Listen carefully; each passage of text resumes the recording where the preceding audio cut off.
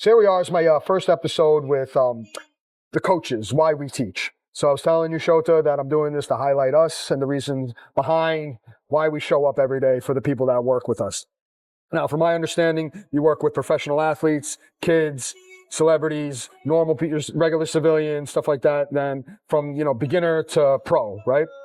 So how long have you been doing this for, coaching? Coaching, I've been doing about 20 years. About 20 years, okay. So now, and in the 20 years, did you change your methods, like as you got better, or did you figure out things, or did you have, like when you began, were you stuck on whoever mentored you, and that's how you have to teach them, or right away, just from your experience, like, do you have a background in boxing or fighting and stuff like that? So let's start I started boxing when I was 8 years old. Okay. So I boxed until I was 15. Okay. And after Soviet Georgia, the country I'm from, was a part of the Soviet Union. So the Soviet Union collapsed and difficult times, basically, and I quit boxing. Okay. But I had a good international fights. I had the Soviet Union championships and stuff like that. And who was your coach at that time? My coach was actually related to me. So that's the guy from the Georgia. Gotcha. I can't even pronounce it. I mean, in English, if I say it, Chabuki was his name. Chabuki. Yeah. Okay. Chill is the alphabet. That's not it. It's okay. No. It's good for us to know. It's educational. He's a God bless his soul. He passed away when we had civil wars and whatever that time. Actually, right after my tournament. Okay. I lost the tournament. It was the Georgian championship. So I won a couple of times, but that time I lost. And I shook his hand. He had this military outfit with a Kalashnikov hanging. Head goes because Tchigladze is like my last name, comes from this little mountain. And the people are very tough. And there's a saying in Georgia, somewhere people fighting, and someone says, must be Tchigladze. So there was like a fighting culture in my, even if I go to my still people are rough and tough, and nobody listens to each other, and they're tough guys. So whatever, this guy was the Tchigladze also, it was my trainer. He was a little bit higher than me, 6'6". Okay. And then he's the one actually passed away right after the fight. He went to some type of military, clash, and then he died. Gosh, I understand. And that was really horrifying. But after that, I came to the United States, 1998, and I started boxing in 1999. Okay. In Boston, Massachusetts. Okay. Cool. And I was introduced to the American school. And my coaches, I was in Brockton. Okay. Brockton were Rocky Marciano, Marvin Hagler. So the first coach was Hagler is one of my favorite Hagler's trainer, Tony Petronelli, one who accepted me. I remember still going. This building is sold now, but it was an old school building. You go upstairs, and in the kind of last floor, there was a little office. Like millions of pictures, photos of black and white pictures of the Hagler training, this and that, and then Tony was in the office. He put the glass on, and come in. Yeah. I'm like, hey, I just want to box, and he goes, they make me the spar the same day. Oh shit! The spar there was the war zone. So going upstairs, it was crazy. But now, did you seek this out specifically? Somebody told you to go there? How'd you find this place? You just I don't remember specifically. I don't remember specifically how I found this place, but me coming from my country, and we had this book called the Ring Book, Ring Magazine book, and it was this. Pages by pages, I was studying boxing history, and the Ring Magazine book was amazing. It was a journal.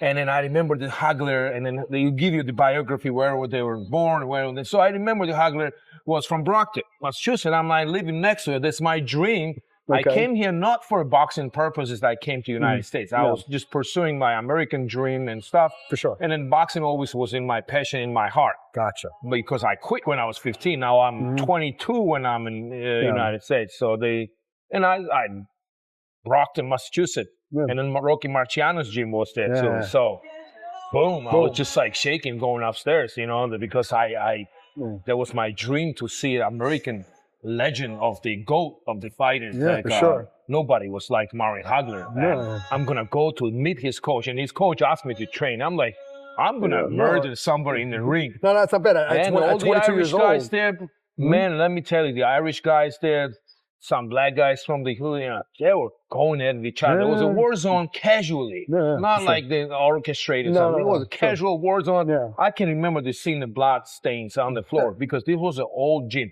I don't know history. You can Google up there is a lot of history about this building that was sold now. Some millionaires bought this building and converted it into a hotel. But there was a classic. But well, I'm sorry, we derailed from the topic. This is actually hitting on like the whole history on like you know what started you, your passion, and sorry everything. That I drift away. So this is boxing. Okay. I'm here. So, I'm boxing. I won this tournament. Yeah, this whole thing, your history. So I know this is really good because then, how long did you box until then before you started to teach it? So I was boxing and I was teaching at the same time. Oh, okay. So I was thinking there was a couple of guys coming in the gym. There was electrician or different fields, and then they were doing this like a fitness type of boxing. Yeah. But I was doing a real boxing and real competing. So that everybody wanted to like learn something from my style. Gotcha. But the coaches. And what is your style? What is the style? The Soviet style is a lot of pendulum movement, a lot of different synchronizing the pendulum movement, and it goes more in and out. Understood. In and out like a b-wall. And then from your experience with the Soviet style, you then started adding your interpretation of it, right? Because you've seen what works in the gym, or did you keep it still like, you know, if it was written like this in stone, it stays this way, or did you evolve it to your particular style? I tell everyone, like on the tree, every leaf is different. So I think everybody's, you're not going to be somebody. It might take some style from somebody, but I think when you go to the different layers of the experience, after you can break the rule and be your style. So like Bruce Lee said, you know, I don't want to be with a specific style because that can be predictable and it can use it against me. Exactly. But what I want to say about the styles is based on your first physicality, based on your like you are stocky, you're short, sometimes you tailor the wrong style to the wrong person. You need to try out everything you do go basic fundamentals, coordination drills, fundamentals of maneuver, how to maneuver. Before you start boxing, how to maneuver with your feet, how to do a defensive different layers. And then after you can see what works for the one person. So that gives me advantage of being from the one school, come from the different school, make me sit down a little bit more. So now you have to remember one thing.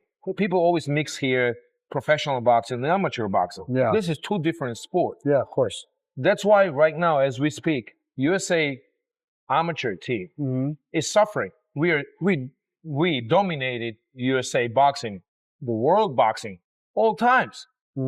But last time I remember they dominated was the Andre Dirrell time. That time, well, Andre Ward and Andre Dirrell and all these guys were fighting. They brought so many golds and silver. And now those days are gone because now the focus is trending. It's a different focus trending, different sitting, idle time, shooting the one shot, shoulder rolls, Philadelphia shell, just one at a time. Where Uzbeks, Kazakhs, Russians, Ukrainians, former Soviet bloc, other countries, you see, they're doing what amateur boxing requires. More punches you throw, less idle time, moving around on the ring while you throwing the punches, not sitting and waiting. And you think, is that because of the influence that social media today has on the youth? People influence the boxing, whether it's a Tank, whether it's the other fighters, whether it's Canelo. So that's trending, and people think that's a different sport. This guy's going for 12 rounds. I'm going for 3-minute, 3 rounds. Yeah, for sure. Gotcha. My coach used to stand in the corner and used to click how many initiatives I would take during the fight. So in professional boxing, it doesn't apply. No. It's the same sport, but I have short amount of time, more punches throwing. Plus, if I get the clean shot and I get knocked down, it's the count. Count is a one point. Yeah, for sure. It's no different. So you can come back and still win the fight. Where in the professional, you get one count and you're already 10-8. You're down like 2 rounds. You have to win the 2 more rounds to get even. Back even, gotcha. So it's a different sport. So what do you think, if it will or when it will change to go back to how it was for the American Amateur League? Which comes from the top down. Okay. What does the top down mean? The first, we need to realize what doesn't work, what works. Right now, as we speak, a couple of days ago, was in Kazakhstan, there was a World Cup Championship. So elite USA boxers, elite Uzbekistan team didn't even bring the elite fighters. They were a second team there. And they still got the medals. Crazy. All the USA team, I think only one person got the bronze. Damn. From entire USA team. They got handled by Kazakhs. They got handled by Mongolian.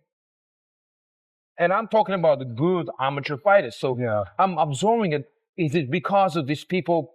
Also the America has very individual approach in boxing, whether Soviet boxing, we were talking about earlier. What is the difference in Soviet boxing? Soviet boxing has a systematic approach. It's a system. It's a group training. It's a discipline. It's a lot of system development rather than just individually, I'm going to come to you, come on here, individual work with it. It was always a system. And then there has a pros and cons. So like downside of it, sometimes it's that you have a group of 20, 30 people, and then you might miss individual need for the individual fighter. So the individual is in professional fighting, it's or any other elite fighting, it's important to understand what works for you, what doesn't work for you. It's the other person is totally different, and then we work to you different, we work the other person different. But that's a systematic approach. I remember like Monday we had something, Tuesday we had something, Wednesday, every day we had something, developed something, and it was a very systematic approach. When I go to the gyms here, it's like, freestyle. Hey, you over there, as everybody hit the 10 rounds of boxing, and then all one coach takes to me. I'm not downplaying the American. There's a lot of old school boxing coaches who still do a great job, but they're disappearing. That's because everybody like shifts towards like the trend in boxing fitness because people just want to get in good shape and they say, oh, I'm a boxer or I box. Like you don't box. You train the sport, the fun aspect of it. The training is difficult. It's not easy. But like, again, they shift from it because they don't really care about form and technique. They just want to be there, show their friends that they do and stuff like that. And it's said that that's what's trending right now. But there are a few though that appreciate the art and the sport and they love it. That's why you have like a small group team that you train. These guys are part of USA Boxing and they want to. Again, it's not for everyone, but there is a small percentage that want pure boxing, which is okay. But now back to being you and the coach, right? When did you in your career first be seen as a coach, as a good coach, and why did that recognition matter to you? Can you recall that time? Was it a fight that you had? Was it a person that referred you to a group of people? Like, when I came down here and I first met you and I was watching you coach down in 5th Street, I was like, wow, this guy knows his shit. I was like, who are you? You know what I mean? I was like, oh, that's Shota. I was like, whoa, this guy really knows what's up. So it's like, for yourself, like, can you recall that time where you were recognized? As confident I look, and I project the confidence, there is something inside me that's preventing me pursue boxing career, which was the confidence.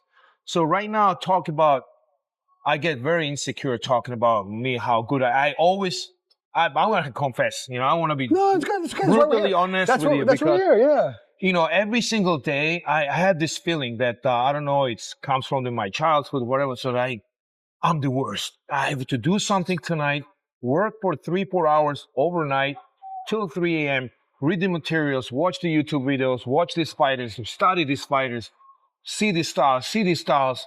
And then, how philosopher said, more you know, less you know. The more I know, sometimes I'm like, do I really know? Because we are very ego-driven because you want to be like better than the other. And then your kid, and it's just very ego. And you see there's a lot of coaches clashing. A lot of coaches can't work with each other. I saw this in the national level and the local level and in a little gym, the two guys were killing each other. And then we witnessed, I don't want to mention names and stuff. Sometimes people get jealous, so somebody's better, somebody's this. So for myself, to answer your question, whether I realized something, there was when, everybody can train a good fighter coming to your laps. Everybody takes the credit, and then there is a guy in the somewhere, some squishy guy sitting who raised this guy, big guy sitting and doing all this work, and then now the other guy who raised it comes to your lap, and now you're taking the credit for it.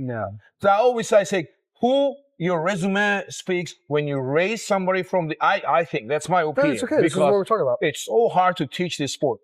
According to ESPN sports science, boxing is the most difficult sport. Yes, I agree. Now, if you're teaching the most difficult sport, and also accountability, you're teaching something, somebody can get brain hurt, brain injured. can lose their memory, can do all these damages because of the Paralyzed, brain, paralyzed, whatever. And you're accountable to their life. So right now, I have to study hard as possible, apply for all my intellectual capacity into boxing.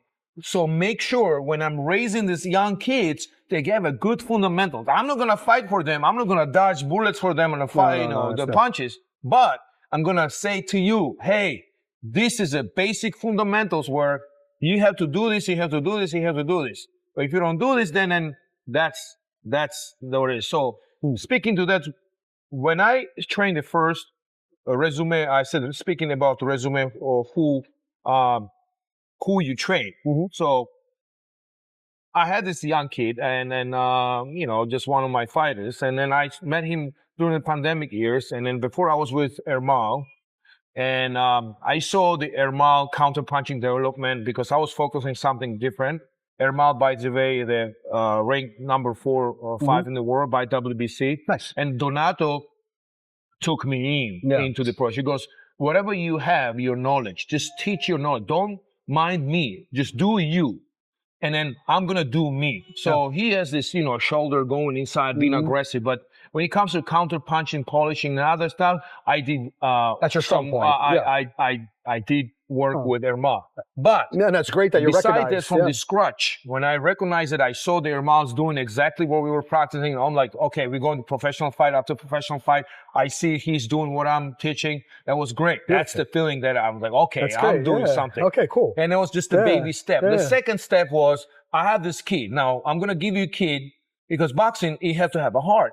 And then the neighborhoods we train sometimes, these kids are coming from the rich neighborhoods. So what I want to say, rich neighborhoods, is that they have everything given to them. And then, sometimes most likely they don't have a heart. They don't need to have a heart. They just have everything given to them. And unlikely the other kid who is missing everything, who is emotionally maybe has emotional wreck or something, but sometimes it becomes even, I don't want to say that, but sometimes becomes the better fighter, because if you take a history example where Mike Tyson came from, where Floyd came from, they were shooting each other, they had this crazy lifestyles, and then they grow up in this kind of environment, and then they create mental monsters with it, but not applies to everybody. But this kid, I raised it from the scratch, and then I took him first fight. We started winning, and then I stay. Everybody's giving me the compliments how beautiful, clean boxing is. It's not leaning on the front foot. It's not leaning on the back foot. And then this is what first time when I saw it made me happy when I first winning, first sparring, first little bout. It's a awesome. young kid, 15, 16 years old. But it's showing. That's what made me happy. That's great. And I'm not saying, I never say, I don't want to say this, I'll repeat again. I'll grind every single day. I'm not going to say I'm a bad coach, I'm this coach, I'm a great coach. I hate to talk about myself, but I do my due diligence every day. Because the insecurity, I use it for me. The insecurity, I'm not worth it. I go home and I dig deep and I study this shit. That's great. It's funny how similar we are, because that whole being good enough, and when people hire you, you prove it to yourself. Harito, by the way. Right? That's not beer. Hopefully I'm not they'll promoting sponsor us, beer, right? alcohol drinking. All non-alcoholic. So the whole thing is we're not being good enough. How many thank yous have you ever gotten? Can you recall all the thank yous you've gotten? Like the thank you saved my life. Thank you were there for me. Thank you were in my corner. Thank you gave me a second chance. Thank you gave me purpose again. Right? That's what drives me today. So that was the initial drive. Besides that somebody was kid was good. That's the point of this. We both know one of my students, and he had this. I don't know. A lot of people have this emotional OCD or different depressions or disorders, and then boxing is a sport where. Save them. You know how he saved them? Because it's a genuine, it's an honest sport. And I tell everyone, what is the difference in boxing and the other sports when you have this mental or you dealing with depression, is that when you're doing boxing, you are in the present time. Yeah, you can't lie in it. So when people are depressed, they usually drift the back to the far, or they drift back or the future. So that's what they never in the present time. So now I come in with the implicate little pain on you.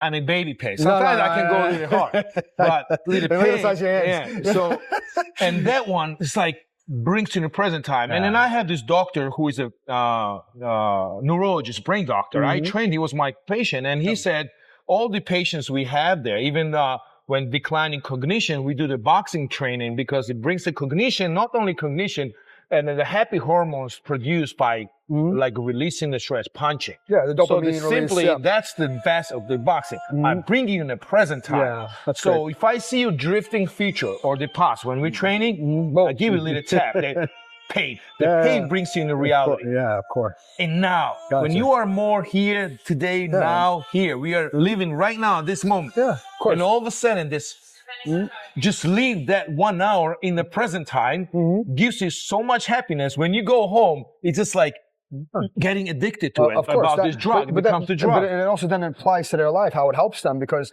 the power of now, being in the moment, a lot of us shift. Either we go back to the past from our depression or trauma that happened, but today, it's all about today, because tomorrow is not promised. Exactly. And it's all about now. And the fact that we can do it, bring them to that point, it's a beautiful thing. Yeah. Now, let me ask you a question. Now, in the whole journey that you've had, can you go to a failure that you had in coaching that reshaped, or like the way you teach? Or is there something that might have happened from a failure that made you stop and rethink, how do you approach people differently, or how do you take each case study or each client different? Because did you have like a straight line and something happened? Has that ever happened to you? You need to fail. You need to fail. But can you recall? Can you recall a failure that you had that you made you change the way your approach? I recall. Actually, as you coach and you're growing, you're making these minor mistakes, and then you realizing the mistakes, and then. But was there like a pivotal thing that happened? It could be like trusting other people. It was a pivotal thing. I don't want to mention it. No, it's just a situation. I had this. I heard some coaches were kind of correcting me, and then kind of like I'm close with them.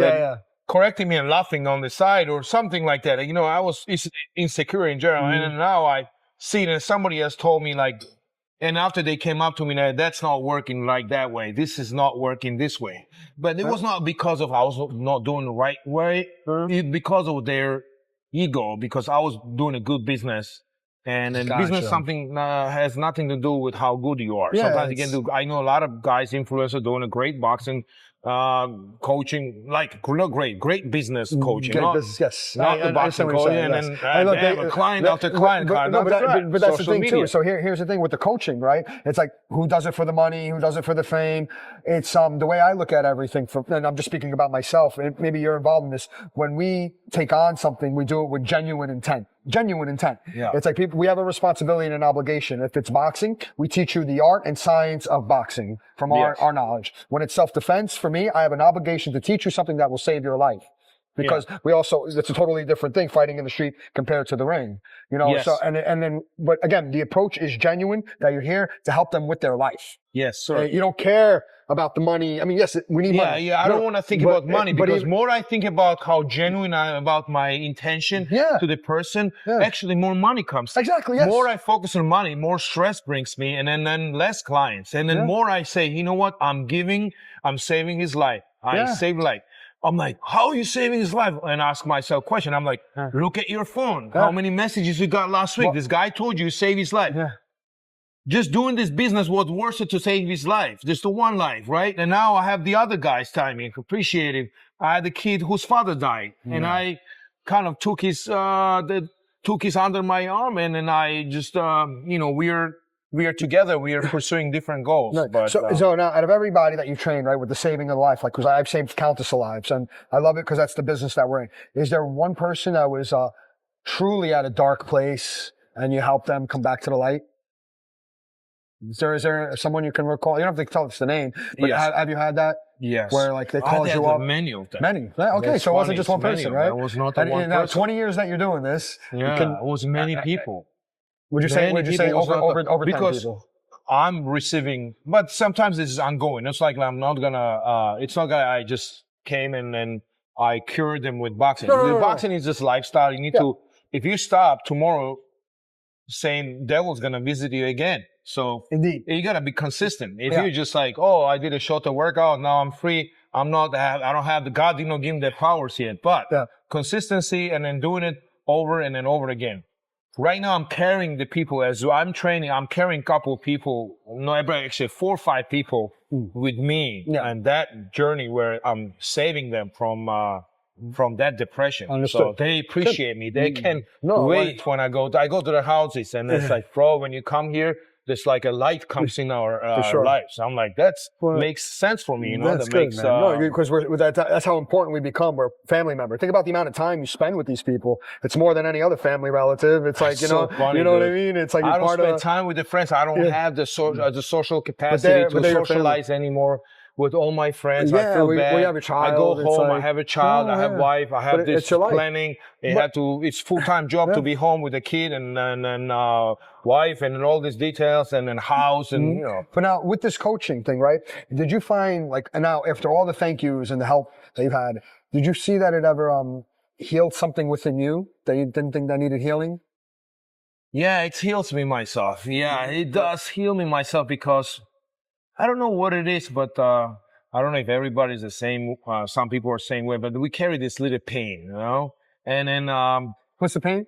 Like a pain of, I don't know how, it's a type of pain you carry, you know, just like growing up, just like a child, that's pain of something. Pain in life, pain in acceptance. And then when I'm in myself in the present time, and I make sure that I give you all my best workout, and then because I'm genuine, you know, I'm not just going instructing you jab, cross, because there is a people I train, they're never even gonna street fight. I asked one of my clients, he's like 49. I said, have you ever thrown the punch in your, oh God, you crazy? What punch? He never throw a single punch in his life. You don't want to do that. He's not gonna throw anything. You don't want to look for for him, it's trouble all out there. pure mental and then physical when you calorie burning. But what I'm gonna do a fundamentals with him, and fundamentals takes a lot of work with the details and a lot of things. It's not time for that on 49. So you need to tailor all the workout. And mostly people are outside that I train, that I go to the houses. It's just for them to feel in a shape, feel like great and confidence. Gotcha. You bring the confidence back because they love their body, they're confident, they're fighting depression, whatever they do, they feel real, they feel now, here, and then you focus on them like being good at it too, right? Not just looking good. I'm not just doing. No, you want them to be good, not just look good, right? Gotcha. Uno, dos. Yeah, no. I'm teaching them, hey, if you do this, this is, you know, when, where, why. I explain like, okay, this cross, this, you know. So let's talk about the current thing right now, because you're well respected in the industry. What advice would you give to young coaches or people that are coming up? Like top advice. Humble. Be humble. I'm gonna say be humble, because myself, every single day ask myself that even though the guy try not to talk bad about other coaches, even though you know the coaches are not good, just mind your business and then make yourself better, because it's always karma. You talk about somebody because you have insecurity, not sure what do you do. Otherwise, you won't be talking about other people, other coaches and stuff. So stay humble and stay open, because this sport specifically, there is so many details. I can argue one of the best coaches.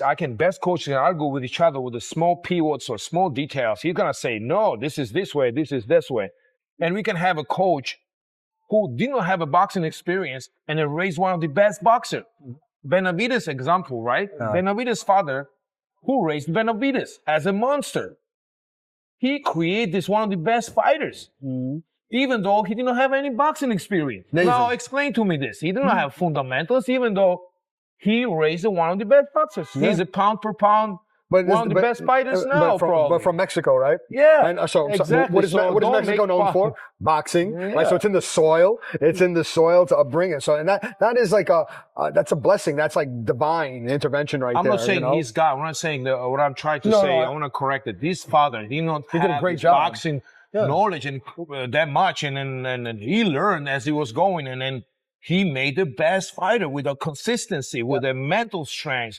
And he told him he told me the story. He goes, when I saw that he got sick or something, and I say, you know what? If my kids are not strong, they're not going to survive. So he raised them tough. He raised them so tough. This guy, even Mike Tyson calls him a monster. Yeah. When Mike Tyson calls you monster, no, that's good you know what I acknowledgement. mean? That's right a there. big deal. That's a scary dude. Very interesting. So now, in this whole thing, right, of your life, what legacy would you like to leave behind? And not in wins or titles, but in people. For everybody that knows you or have known of you, that you've been a part of their life. Because again, we're not with the same people that we were 10 years ago, 5 years ago. But if there's something that you think that you left behind with them, what do you think it would be? I really have one dream about seeing myself as that's my goal, one of the greatest coaches, Eddie Foch or Emmanuel Stewart, or list goes on, and be this guy with the wisdom who not only made the good boxers, also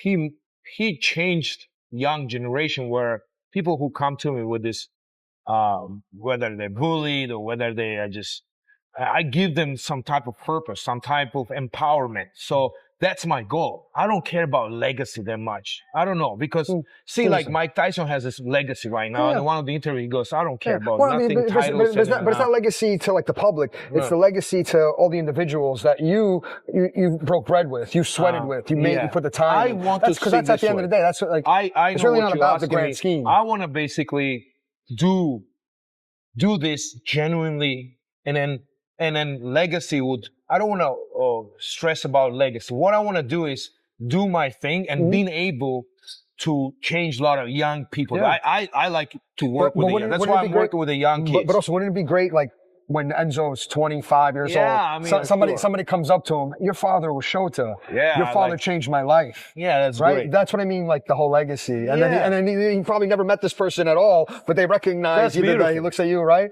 That's amazing that you did that. That's great. Let me ask you this question too, right? Where do you see the sport or the role of us coaching in the next decade? Where do you see it going? If it's on its current path, like what you mentioned about the amateur boxing league, where do you see that? You think you might have an impact on where it could change? I don't know. I feel like it's so much going on in this sport. And are they just driven by money? One person is like I tell you, being a coach is one thing. Yeah. Being in the corner in the boxer with your boxer, it's a different game. Totally different game. Totally different game. It's whole. Now, if you're building your fighter and managing the career, that's a different career totally. Yeah. So, me as a one person, I don't want to get lost into this. If I can change anything and if I can grow that far, I'll take a leader of the USA boxing and I'll make them better. I think I can make them better. No, for sure. So do you think maybe the coaching now, we need to have like a summit, a gathering, and then speak? You think that might benefit? There was work, but this is, I understand people's like schedule. A lot of bureaucracy in this sport. No, a lot of bureaucracy kills sports right now. Even if it's not in a physical location, but it can be a global online summit, where people can like have a Zoom and then talk about, hey guys, where are we going with this? Just come together. I always think we have the USA boxing body that governs the entire USA boxing state, and every state has a local boxing committee, and they have every state, and then all managed by USA boxing body. So they has a CEO, they have a vice president, whatever, and they make the they drive the USA boxing. So if somebody is not good at the job, they change. But it is so different here, because here people are depending on the salaries. Of course, it's a poor sport here. Yeah, it is. Where in other side, for example, in the former Soviet republics right now, you have some big sponsors like throwing some big money. Umar Kremlev is the president of the IBA, International Boxing Federation, and he's the one who started giving highest prices for the amateur boxing. Wow. I'm talking about $1 million. I'm talking about $500,000 for second That's place. Good drive. That's good. For World Championships and then for Olympic Games. That's amazing. Not Olympic Games. They were not allowed to Olympic Games. And this information's public? I mean, why isn't it promoted so much? Why don't people? Because we are isolated now. International Boxing Federation and USA boxing, because of Russia, and then they had some. Gotcha. They didn't compete internationally in the same tournaments. IBA tournament, USA did not compete in but ISA tournaments. you see the incentive that they give to help change your life, because here in America, or in the fight game itself, like, it's for those that are struggling mostly, that need something, you know what I mean? And so when they start an amateur fight, nobody makes money. You need money to sponsor. You need to get, they make money. They're making money, right? They make money if you win. If you win, no, obviously. Even the local tournaments in at least something. Summer Russian but Republic, again, what it comes down to is the incentive, money. because it's very dangerous. It's very grueling. Yeah. And I mean, even as coaches, we take time when we don't get paid. We show up because out of love and passion and trying to help someone. They don't. It's an interesting thing. So. I spend my own money here, going to a tournament, driving 3 hours away, and you find out you're not matched. It's happened to me a few times. Bring your guys, we're going to do weigh-ins. Yeah, crazy. And then here, I'm going to tell you one thing. They do 15 fights allowance. This local boxing committee decided here, any boxing events, it's going to be 15 or less fights allowance. Wow. So that means if, let's say, in our gym, the fight happens, our priority to match our fighters, right? So I match our fighters, and that's it. Gives you another maybe 5 slots that two other fighters can match, and then all of a sudden you see that everybody's already pre-matched, kind of thing. So you go there, all these guys come from different areas, get here, and they find out there is no this, which means no development for a boxer. The boxer has to fight. When I was a little kid, we would go tournament. Every day we would fight. Thursday, Friday, Saturday, Sunday. So 1 week, I got the 4 fights. Here, good luck getting the 4 fights in a year. Wow. It's hard. It's great. I need the sponsor. You need the money to go and also, somewhere, especially for women, for female fighters, too. It's such a tough thing. No, it's very hard. So the last question for this part of the interview, right? If this was your last interview ever, what is the one thing you'd want the world to understand about why you do this? Why do you do this? Why? I want people to understand that no matter what people tell you, do whatever is inner side in you. Because when you do whatever it's in you that you are designed for, that's what you're designed for. Yeah. And don't listen to anybody. And I remember my best friends, my parents, everybody was against what I was doing. Everybody. Yeah. Everybody didn't want me to. Even here, we were 5 people living together in Boston, and they found out I'm boxing. And we are all working in different labor jobs and try to survive and try to pay the rent. And I nighttime go and run. And after going to the gym with a gap of 1 hour of lunch break, I'll go in the gym and do it. What are you doing? They're going to kill you. Don't do this. We're going to kick you out from the house because you won't be able to pay the rent and all the things. But I didn't listen. So what I will tell the world is don't listen to anyone. When you have this fire in your heart, follow that fire. And if you don't want to quote on me, just listen to all these successful people who tell you the same thing. Don't listen to anyone. Meaning that if you have some desire about something, you're passionate about something, let it out. Yeah. Don't be programmed by society. You have to go do this, you have to do this. When my son grows up, I'm going to empower him, whatever he loves. I'm not going to push him to do anything. Yeah. If he wants to do it, I want him to find whatever, because right now I do this job, I don't feel like working. My wife works in corporate. She comes exhausted. Me, I'm exhausted physically. Oh, I've seen you at 5 a.m. I'm having fun. I'm having fun. This guy's going to spar right now. No, for sure. Guess what? I'm going to stay. Hey, great job. Good job. I love this. This is great. So I want to say, I'm doing it good for them. I'm doing it good for myself. Yeah. So I will tell the world, do whatever you have desired for, you have this fire, go for it. Excellent. Don't hold on. No, don't hold on. That's it, exactly. So again, driven by passion, fueled by fire, right, for yourself. I want to thank you, Shota, for this episode of The Coaches and Why We Teach. We're here in sunny Miami, Florida. We're keeping it real. We're keeping it raw. It's just 2 guys talking. Hopefully I'll have more women on the show too. And again, showing you all why we do this. We're the unsung heroes to some of the greatest people out there doing their thing. All right, till next time.